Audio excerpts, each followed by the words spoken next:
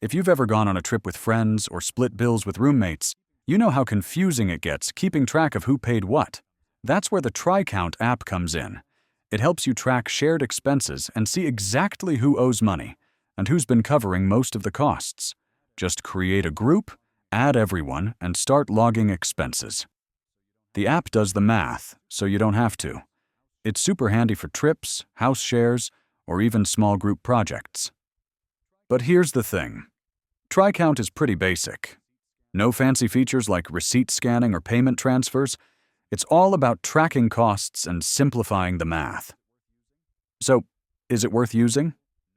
If you want a simple, no-stress way to manage shared expenses, yes, absolutely. But if you need something more advanced with payments or receipts, you might want to look elsewhere. Let me know if you use Tricount. And if you found this helpful, hit like and subscribe for more honest reviews every week.